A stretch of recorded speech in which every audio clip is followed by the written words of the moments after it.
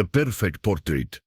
The photograph arrived at the Millbrook Historical Society on a humid Tuesday morning in September, tucked inside a weathered manila envelope that bore no return address. Margaret Chen, the Society's chief archivist, handled it with the reverence she reserved for all historical artifacts, though this particular image would soon prove to be far more extraordinary than she could have imagined. At first glance, the wedding photograph appeared to be a pristine example of 1920s portraiture.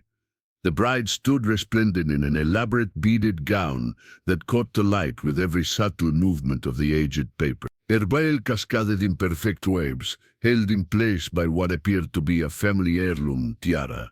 The groom, handsome in his formal morning coat, stood with the confident posture typical of young men of privilege. In that era, the setting was clearly that of an affluent family's estate. Behind the couple, an ornate garden gazebo was visible, its Victorian ironwork intertwining with climbing roses that seemed to bloom eternal in the black and white image. Other wedding guests were arranged in careful formation around the happy couple, bridesmaids in drop-waist dresses characteristic of the Jazz Age, groomsmen with slicked-back hair and boutonnieres, and what appeared to be family members dressed in their finest attire. Margaret had seen thousands of such photographs during her 20-year career. The 1920s had been a golden age for formal photography, when families of means commissioned elaborate portraits to commemorate life's most significant moments. This image bore the hallmarks of professional work, the careful composition, the perfect lighting that suggested the photographer had spent considerable time arranging the shot, and the quality of the print itself, which had survived nearly a century with remarkable clarity. She placed the photograph under her magnifying glass for a closer examination, a routine practice that has served her well in authenticating historical documents. The details were exquisite, the intricate beadwork on the bride's dress, the delicate lace of her veil, the proud expressions of the family members surrounding the couple. Everything appeared exactly as one would expect from a wealthy family's wedding portrait. But as Margaret's trained eye moved across the image, something began to feel wrong. It was nothing she could immediately identify, just a subtle sense of unease that crept up her spine like a cold. She had developed this instinct over years of studying historical photographs, learning to read the stories they told beyond their obvious subjects. The bride's posture was perfect, shoulders back, chin lifted at just the right angle. Her bouquet of white roses and baby's breath was positioned flawlessly. Her dress, clearly an expensive creation from one of the era's finest dressmakers, fit her like it had been sewn directly onto her body. Every element of her appearance spoke of careful preparation and attention to detail. Yet something in the bride's face made Margaret pause. She adjusted her magnifying glass, bringing the image into sharper focus. The bride's smile was there, certainly the expected expression of joy on what should have been the happiest day of her life. But Margaret has spent years studying facial expressions in historical photographs, learning to read the subtle emotions that people couldn't quite hide, even when posing for formal portraits. This 1920 wedding picture looks perfect. Until you see the bride's expression. The more Margaret studied the bride's face, the more convinced she became that something was terribly amiss. The smile was there, but it didn't reach the young woman's eye. In fact, her eyes seemed to tell a completely different story, one of fear, desperation, and something that looked disturbingly like a silent plea for help.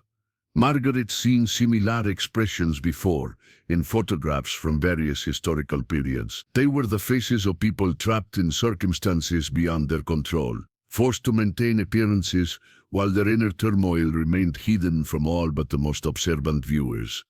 But this was supposed to be a wedding photograph, a celebration of love and new beginnings. She reached for her phone to call Dr. James Morrison, a colleague who specialized in 1920s social history. If anyone could help her understand what she was seeing, it would be James. But as she dialed his number, Margaret couldn't shake the feeling that this photograph was about to reveal a story far darker than anyone had intended to preserve. The afternoon sun streamed through the windows of the Historical Society, casting long shadows across Margaret's desk as she waited for James to arrive. The photograph lay before her, its secrets locked away in the bride's haunting expression. Whatever story this image held, Margaret was determined to uncover it. Dr. James Morrison arrived at the Historical Society within an hour of Margaret's call, his curiosity piqued by her description of the unusual photograph. A tall, scholarly man with graying temples and wire-rimmed glasses, James had spent the better part of his career studying the social dynamics of the 1920s, particularly the lives of wealthy families during the post-World War I era. "Show me what you found," he said without preamble, settling into the chair beside Margaret's desk. Margaret handed him the photograph and watched as his expression shifted from casual interest to intense concentration. Janice had the same trained eye for detail that she possessed, honed by years of academic research and historical investigation. "The technical quality is exceptional," he murmured, adjusting his glasses. This was clearly taken by a professional photographer, probably someone who specialized in society events. The composition, the lighting, everything suggests this was a significant social occasion. "That's what I thought initially," Margaret agreed. "But look more closely at the bride's expression."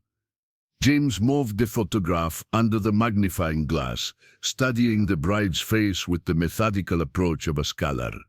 Margaret watched as his eyebrows gradually drew together in a frown of concentration. "There's definitely something unsettling about her expression," he said slowly. "The smile appears forced. In her eyes," he paused, looking up at Margaret. "Her eyes look terrified. Exactly what I was thinking. But why would a bride look terrified on her wedding day? And if she was truly in distress, why didn't anyone else in the photograph seem to notice?"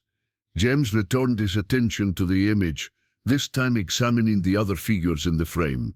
"Look at the positioning of the family members," he said, pointing to various individuals in the photograph. "The way they're arranged around the couple suggests this was a very formal, very controlled situation. Everyone is positioned exactly where the photographer wanted them, or where someone else wanted them," Margaret added quietly. They spent the next hour examining every detail of the photograph. The groom's expression was harder to read. He appeared confident and pleased, but there was something in his posture that suggested tension. His hand on the bride's arm seemed possessive rather than affectionate, and his smile had a quality that James described as triumphant rather than joyful. The family members surrounding the couple presented their own puzzle. The older woman standing behind the bride, presumably her mother, had an expression that could be interpreted as either proud satisfaction or grim resignation. The older man beside her, likely the bride's father, stood with military straight posture, but his face was partially shadowed, making his expression difficult to read. "We need to find out who these people were," James said finally. "If we can identify the families involved, we might be able to piece together the story behind this photograph." Margaret nodded, already formulating a research plan. The quality of their clothing and the setting suggest they were from the upper echelons of society. This kind of elaborate wedding would have been covered in the social pages of newspapers from that era. "The dress alone would have cost a fortune," James added. "Those beads are hand-sewn, and the craftsmanship is extraordinary. This was definitely a family with significant wealth." They decided to begin their investigation by examining newspaper archives from 1920, focusing on society pages and wedding announcements from major cities. The photograph's professional quality and the obvious wealth of the families involved suggested this would have been considered newsworthy at the time. "This 1920 wedding picture looks perfect, until you see the bride's expression." As they prepared to dive into their research, Margaret made one more observation that would prove crucial to their investigation. "Look at the bride's left hand," she said, pointing to where the woman's bouquet partially obscured her fingers. "I can just make out what appears to be a very distinctive ring, not just a wedding band, but something with an unusual setting." James peered closely at the indicated area. You're right. It looks like there might be some kind of family crest or distinctive design. If we can identify that ring, it might lead us directly to the family. They photographed the image from multiple angles and began the painstaking process of digitally enhancing the details. As the afternoon wore on, both researchers became increasingly convinced that they were looking at more than just an unusual wedding photograph. They were looking at evidence of a story that someone had tried very hard to keep hidden. The bride's expression continued to haunt Margaret as they worked. Whatever had happened on that day in 1920, the young woman in the photograph had managed to convey her distress to anyone who looked closely enough to see it. The question now was whether anyone at the time had been paying attention and what had become of her after the camera stopped clicking. 3 days of intensive research in newspaper archives yielded their first breakthrough. James discovered a brief wedding announcement in the society pages of the Chicago Tribune. The announcement was formal and sparse on details, but it provided the crucial information they needed. The bride was Miss Eleanor Whitmore, daughter of industrialist Charles Whitmore, and she was marrying Mr. Vincent Ashford, heir to the Ashford shipping fortune. The Whitmore family, Margaret said, recognizing the name immediately. They were one of Chicago's most prominent families. Charles Whitmore made his fortune in steel production during the war, and the Ashfords were equally influential, James added, pulling up additional research on his laptop. Vincent's father, Harrison Ashford, controlled most of the shipping traffic on the Great Lakes. This wasn't just a wedding, it was a merger of two industrial dynasties. Armed with the family's names, they were able to locate additional coverage of the wedding in other newspapers. The Chicago Herald had run a more detailed account describing the ceremony as the social event of the season, and noting that over 300 guests had attended the reception at the Whitmore estate. But it was in the archives of a smaller society publication, the Lakeshore Gazette, that they found their first hint of the darker story behind the photograph. Buried in a gossip column dated 2 weeks before the wedding was a cryptic reference that made both researchers pause. Sources close to the Whitmore family suggest that Miss Eleanor's engagement to Mr. Ashford came as something of a surprise, given her previous attachment to a certain young artist whose name we shall not mention out of respect for all parties involved. A previous attachment, Margaret repeated slowly. That could explain the expression in her eyes. James was already searching for more information about Eleanor Whitmore's romantic history. What he found painted a picture of a young woman caught between duty and desire in an era when women had little control over their own destinies. Eleanor Whitmore had been 22 years old at the time of her wedding, a graduate of Vassar College with interests in literature and the arts. According to several society columns from 1919, she had been frequently seen in the company of a young painter named Thomas Hartley, who had been commissioned to create portraits for several prominent Chicago families. Thomas Hartley, James said, finding a reference to the artist in an exhibition catalogue from the Art Institute of Chicago. He was considered quite talented, but he came from a working-class background. Definitely not the kind of man Charles Whitmore would have considered suitably for his daughter. The picture that emerged was one of a classic conflict between love and social expectation. Eleanor had apparently fallen in love with Thomas Hartley, but her father had other plans for her future. The engagement to Vincent Ashford had been announced suddenly in March 1920, just 3 months before the wedding. This 1920 wedding picture looks perfect, until you see the bride's expression. Margaret found additional evidence of Eleanor's distress in an unlikely source, a letter to the editor published in a women's magazine just 1 month before the wedding. The letter, signed only with the initials Ed Bolio, discussed the plight of young women forced into marriages of convenience and included the telling phrase, "How many of us smile for the camera while our hearts are breaking?" She was trying to tell someone, Margaret said, her voice filled with sympathy for the young woman in the photograph. She couldn't speak openly about her situation, but she was leaving clues for anyone who cared to look. Their research revealed that the Ashford-Whitmore wedding had indeed been a grand affair, with coverage in newspapers across the Midwest. But the more they learned about the circumstances surrounding the marriage, the more tragic Eleanor's story became. Vincent Ashford, they discovered, had a reputation as something of a rake. Several gossip columns from the period hinted at his gambling debts and his involvement with various unsavory characters. The marriage to Eleanor, Whitmore will unite two powerful families, but also provide Vincent with access to the Whitmore fortune, money he desperately needed to cover his mounting debts. This was an arranged marriage, in all but name. James concluded. Eleanor's father needed the Ashford shipping connections for his business, and Vincent needed the Whitmore money. Eleanor herself was simply a pawn in their negotiations. But what had happened to Thomas Hartley, the young artist who had captured Eleanor's heart? Their search through Art World publications revealed that Hartley had left Chicago abruptly in April 1920, just weeks after Eleanor's engagement was announced. He had traveled to Paris, where many American artists were gathering in the post-war cultural renaissance. The final piece of the puzzle came from an unexpected source. Margaret discovered a private diary entry that had been donated to the Historical Society years earlier as part of a larger collection. The diary belonged to Sarah Morrison, a friend of Eleanor's from Vassar, and contained an entry dated June 20, 5 days after Eleanor's wedding. Saw Eleanor at the Palmer house yesterday, the entry read. She looked beautiful but so terribly sad. When I asked about her honeymoon plans, she simply said, "Some journeys are not of our own choosing. I fear our dear Eleanor has sacrificed her happiness for her family's expectations.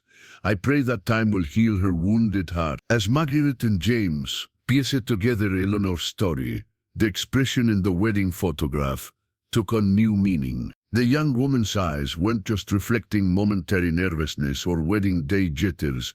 They were the eyes of someone saying goodbye to the life she had wanted and accepting a future that had been chosen for her. As Margaret and James delved deeper into Eleanor Whitmore's story, they began to notice details in the wedding photograph that they had initially overlooked. The image, which had seemed like a straightforward society portrait, was revealing itself to be a carefully constructed tableau with hidden meanings embedded throughout.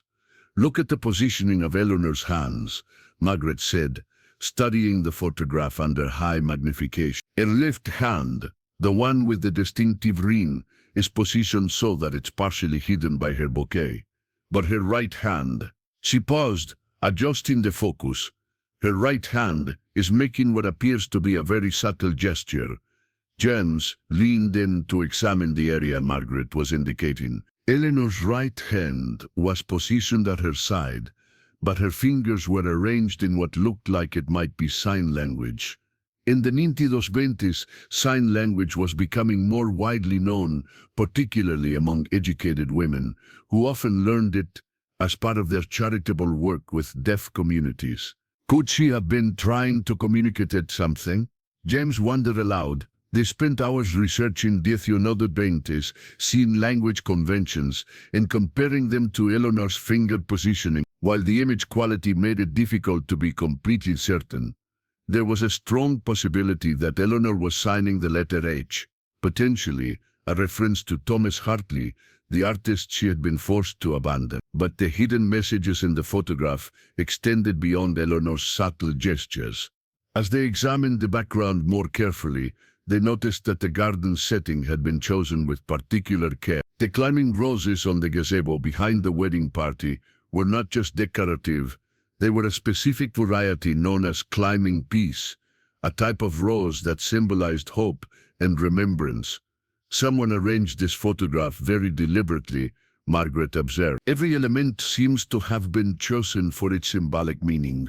Even the bride's bouquet revealed hidden significance upon closer examination. While white roses and baby's breath were traditional choices for wedding bouquets, Eleanor's arrangement also included several stems of forget-me-nots, flowers that symbolized true love and faithful remembrance. The inclusion of these flowers in a wedding bouquet meant to celebrate her marriage to Vincent Ashford, took on poignant meaning when viewed in the context of her lost love for Thomas Hartley. James discovered another layer of meaning in the wedding party's arrangement. The bridesmaids, all young women from Eleanor's social circle, were positioned in a specific pattern that seemed random at first glance. But when he mapped out their positions, he realized they formed the shape of a broken heart, a subtle but unmistakable symbol of Eleanor's emotional state. This wasn't just a wedding photograph, James said with growing excitement. This was Eleanor's way of preserving the truth about her situation. She couldn't speak openly about her feelings, but she found ways to embed her real story in the image. This Titsunabente wedding picture looks perfect until you see the bride's expression.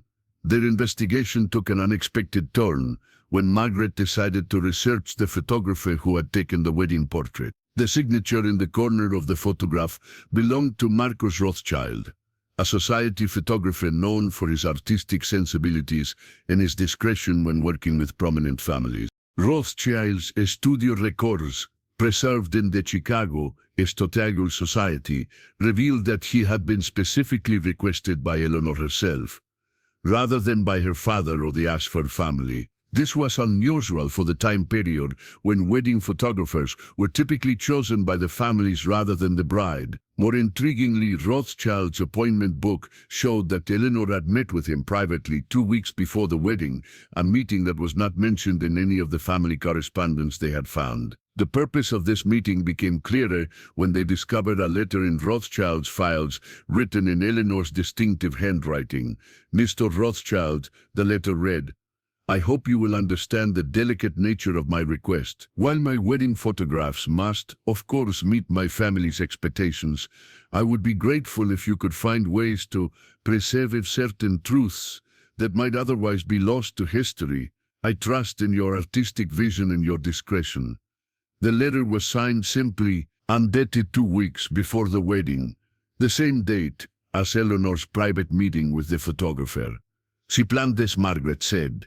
With admiration, Eleanor knew she couldn't change her circumstances, but she was determined to leave a record of her true feelings. She collaborated with Rothschild to create a photograph that would tell her real story to anyone who looked closely enough to see it.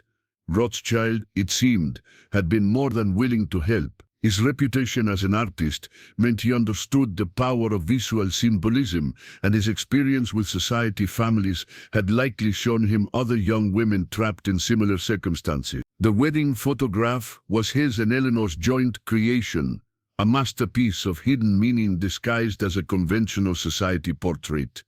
As they continued their research, Margaret and James began to understand that Eleanor's story was not unique. The 1920s, despite being remembered as an era of liberation for women, was still a time when young women from wealthy families had little control over their own destinies. Marriage was often a business transaction, and love was considered a luxury that few could afford. But Eleanor Whitmore had found a way to resist, even in her moment of greatest powerlessness. Through her collaboration with Marcus Rothschild, she had created a lasting testament to her true feelings. A message in a bottle, cast into the future in the hope that someone would eventually understand her story. The question that remained was what had happened to Eleanor after her wedding day. Had she found happiness in her marriage to Vincent Ashford, or had her fears been justified? And what had become of Thomas Hartley, the artist who had captured her heart? The search for information about Eleanor's life after her wedding proved to be both challenging and heartbreaking. Society pages from the months following the Ashford-Whitmore wedding painted a picture of a couple fulfilling their expected social obligations, attending charity galas, hosting dinner parties, and maintaining the public facade expected of their social position. But Margaret and James had learned to read between the lines of society reporting, and what they found suggested that Eleanor's fears about her marriage had been well-founded. Vincent Ashford's gambling problems had not disappeared with his access to the Whitmore fortune. If anything, they had grown worse. Several gossip columns from late 1920 and early 1920 dwelled references to the young Ashford's financial difficulties and his increasing reliance on his wife's family connections. The first concrete evidence of Eleanor's unhappiness came from an unexpected source. James discovered a series of charitable donation records that showed Eleanor had become increasingly involved with organizations that helped women in difficult circumstances. In particular, she had made substantial donations to a home for unwed mothers and a legal aid society that provided assistance to women seeking divorces, both causes that would have been considered somewhat scandalous for a woman of her social standing. She was trying to help other women in situations similar to her own, Margaret observed. Even if she couldn't escape her own circumstances, she was working to provide options for others. More telling were the records from Eleanor's personal physician, Margaret Thornton, one of the few female doctors practicing in Chicago at the time. The medical records discovered in Dr. Thornton's archive files painted a disturbing picture of Eleanor's physical and mental health during the first years of her marriage. Thornton's notes, written in the careful medical language of the era, documented a series of nervous complaints and melancholic episodes that had begun shortly after Eleanor's wedding. More ominously, there were several references to injuries that Thornton had treated: a broken wrist in October, bruised ribs in January 1921, and facial bruising in March 19. Vincent was abusing her, James said quietly, the evidence unmistakably to anyone familiar with the patterns of domestic violence. The gambling, the financial pressure, the forced marriage, it all escalated into physical violence. The medical records also revealed that Eleanor had suffered 2 miscarriages during the first 2 years of her marriage, losses that Dr. Thornton's notes suggested had been particularly devastating to the young woman. In an era when a woman's primary value was often measured by her ability to produce heirs, these losses would have added another layer of pressure and grief to Eleanor's already difficult situation. But Eleanor's story took an unexpected turn in the spring. Margaret discovered a brief mention in the Chicago Tribune that Vincent Ashford had died suddenly of what was described as heart failure at the age of 28. The death had occurred at the Ashford family's summer estate in Lake Geneva, Wisconsin, and the funeral had been a private affair attended only by immediate family. Heart failure at 28. Margaret said skeptically, "That seems suspicious." Their investigation into Vincent's death revealed that he had indeed died of heart failure, but the failure had been brought on by a massive overdose of laudanum, a opium-based medication that was commonly prescribed for pain relief but was also frequently abused. Whether the overdose had been accidental or intentional was never determined, but given Vincent's gambling debts and the increasing pressure from his creditors, suicide seemed like a distinct possibility. Eleanor's reaction to her husband's death was telling. Rather than retreating into mourning, as would have been expected, she had immediately begun taking control of her own life. Within weeks of Vincent's funeral, she had moved out of the Ashford family home and into her own apartment in downtown Chicago. She had also begun using her maiden name again, a highly unusual step for a widow of her social standing. This 2020 wedding picture looks perfect, until you see the bride's expression. The most significant discovery came when James found the ship's passenger manifest from Eleanor Whitmore had booked passage to Paris on the SS Aquitania, traveling alone despite the social impropriety of an unaccompanied woman making such a journey. She went to find Thomas Hartley, Margaret said with certainty. She was finally free to choose her own path. Their research into the American expatriate community in 1920s. Paris confirmed Margaret's suspicions. Thomas Hartley had indeed established himself as a successful artist in Montparnasse, the Bohemian quarter that had become home to many American writers and artists. His paintings were being exhibited in galleries throughout Europe, and he had gained recognition for his portraits of fellow expatriates.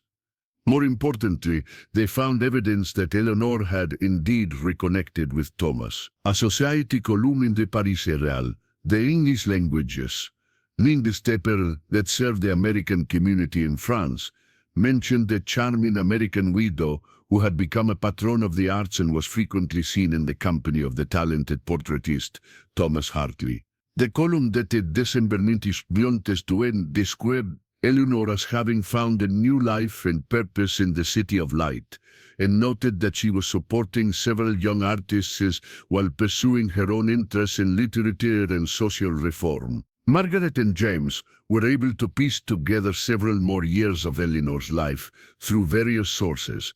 She had indeed married Thomas Hartley in a quiet ceremony in Paris in 1973, and the couple had spent several happy years traveling throughout Europe. Eleanor had received inheritance from Vincent's death and her own family fortune to support Thomas's artistic career, while also funding various charitable causes.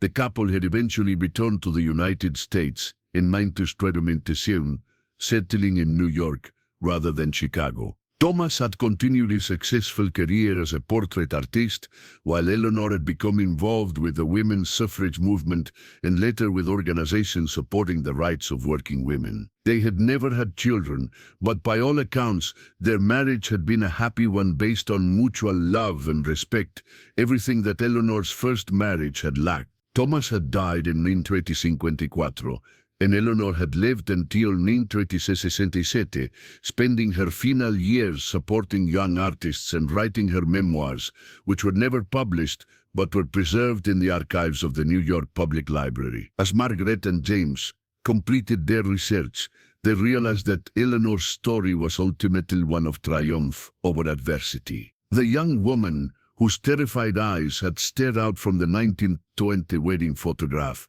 had eventually found the courage to claim her own life and happiness, even though it had taken the death of her abusive husband to make that freedom possible. The completion of their research left Margaret and James with a profound appreciation for Eleanor Whitmore's courage and resilience. The wedding photograph that had initially appeared to be simply an unusual historical artifact had revealed itself to be a powerful testament to one woman's determination to preserve her truth, even in the face of overwhelming social pressure and personal danger. But their investigation had also raised important questions about how many other stories like Eleanor's remained hidden in historical archives, waiting for someone to look closely enough to see past the surface narrative. The 1920s had been an era of significant social change, but for many women, particularly those from wealthy families, the constraints of social expectation had remained as rigid as ever. Margaret decided to write a comprehensive article about their findings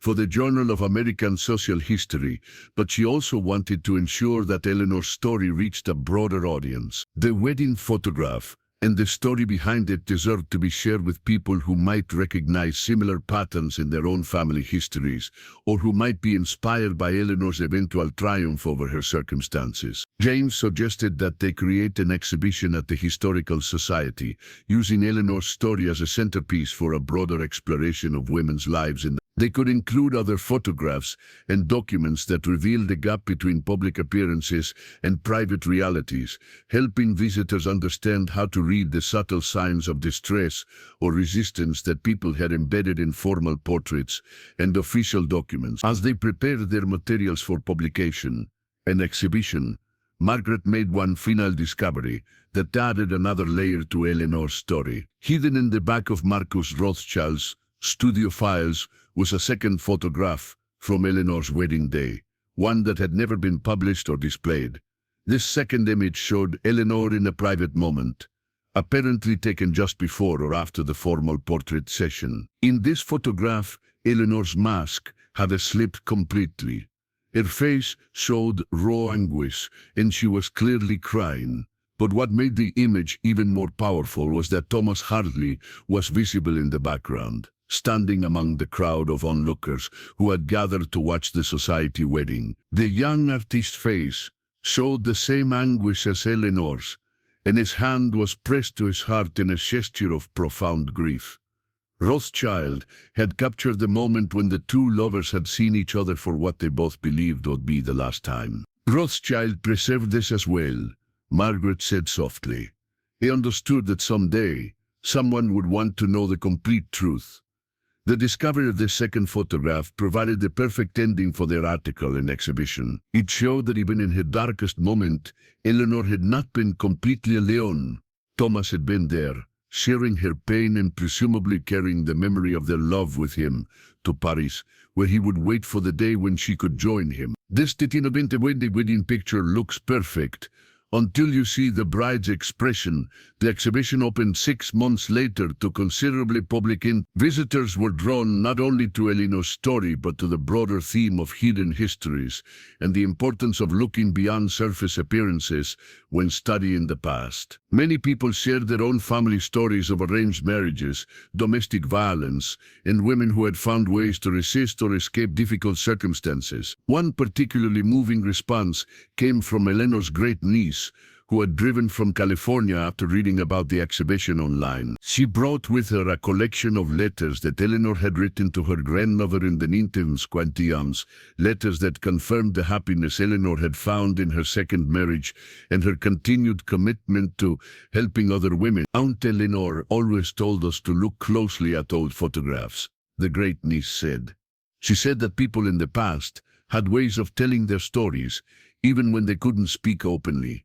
I never understood what she meant until I saw your exhibition. The letters revealed that Eleanor had indeed written her memoirs, but she had chosen not to publish them during her lifetime, out of respect for the Ashford family and concerned about the social scandal that might result. However, she had left instructions that the memoirs could be made public 50 years after her death, a deadline that had passed just 2 years before Margaret and James had discovered the wedding photograph. The memoirs, when they were finally retrieved from the New York Public Library archives, provided the definitive account of Eleanor's experiences. Her writing was clear and unflinching as she described the pressure she had faced to marry Vincent Ashford, the abuse she had suffered during their marriage, and the overwhelming relief she had felt when his death had finally freed her to choose her own path. But perhaps most importantly, Eleanor had written extensively about the wedding photograph and her collaboration with Marcus Rothschild.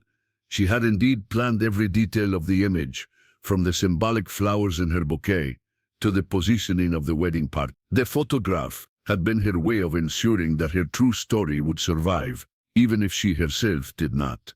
I knew that someday someone would look closely enough to see what I was trying to say, Eleanor had written. I had faith that the truth would eventually find its way to the surface, no matter how deeply it was buried beneath the expectations of society. Margaret and James's investigation had taken nearly a year to complete, but it had resulted in more than just an academic article or museum exhibition. They had rescued Eleanor Whitmore's story from historical obscurity and given voice to a woman who had been silenced by the social conventions of her time. More importantly, they had demonstrated the value of looking beyond the obvious when studying historical documents. Every photograph, every letter, every official record contained multiple layers of meaning, and it was the responsibility of historians and archivists to dig deeper, to ask the difficult questions, and to listen for the voices of those who had been marginalized or silenced. The wedding photograph that had started their investigation now hung in a place of honor in the Historical Society's permanent collection, accompanied by the full story of Eleanor Whitmore's life. Visitors often spent long minutes studying the image, learning to see past the perfect surface to the human drama beneath.